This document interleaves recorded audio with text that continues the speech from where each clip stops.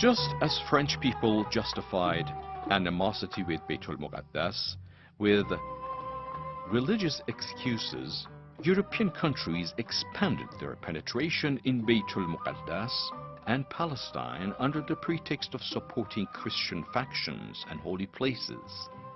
They did not care whether doing so would create or intensify conflicts among Christian factions. At first, France tried to take advantage of the achievements of the Catholic Church in Beitul Muqaddas at the time of French governors to stabilize their position in this city. In the same line, some agreements were signed between French officials and Italian governors on the other hand, and Mamluk sultans on the other. In these agreements, the Franciscans were allowed to settle in Beitul Muqaddas, and they had religious freedom just as God has commanded. While the Europeans tried to escalate the conflicts to Beitul Muqaddas in order to reach their goals, Mamluk sultans and Ottomans intensified these conflicts before they were publicized at international level. To resolve these conflicts, the heads of Christian factions referred to Muslim sultans and governors of Beitul Muqaddas and asked them to act as arbiters. Muslim governors started to supervise Christian churches. They took hold of the church keys and closed the church doors after Christians' worship finished. Europeans interfered in the issue of conflicts among Christian factions. One of these interferences was the verdict issued by Zahid ibn Khuf, Egypt's sultan, near the end of 14th century in order to resolve the conflict between Latin and Roman people.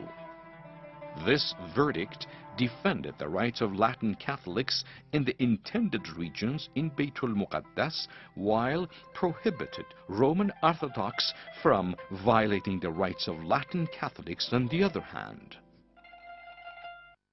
Sultan Ashraf got by, a conflict arose between Church and Latin people, the church, and they decided to divide it.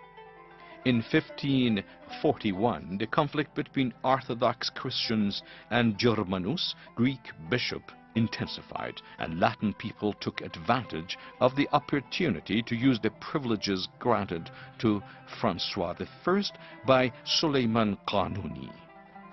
They practically came to this conclusion that Romans and Armenians had to leave the third dome of the Church of the Resurrection and give the candlesticks and lampshades to Franciscans.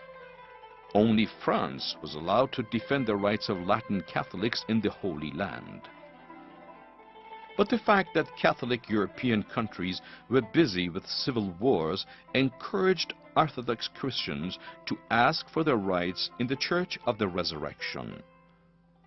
In the middle of the 17th century, they managed to force Sultan Murad IV to issue commands which led to the rage of Latin people, French king, and Pope Eleuprus VIII. Then Sultan Murad IV issued a new command which guaranteed the rights of Latin people. These kinds of diverse stances paved the way for more interference on the part of Europeans. As an example, France, which had stable relations with Ottoman government, tried to gain the agreement of the great Pope to Ottoman's support of Christians in their country. This support included citizens of Ottoman government, including Catholic Christians, Latin people, and Roman Orthodox Christians.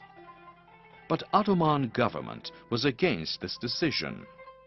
However, France used the situation created by the war over Russia, Austria, and Poland against Ottoman government to gain the support of this country.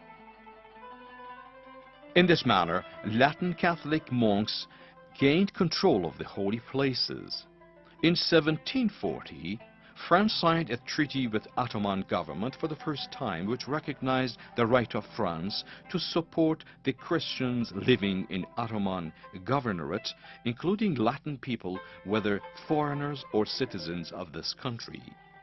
In the 19th century, the Crimean War occurred, which paved the way for the disintegration of Ottoman lands, including Baitul Muqaddas. Shortly afterward, this city was conquered and controlled by the British, which was just a preparatory step of the conquest of the city by the Zionists.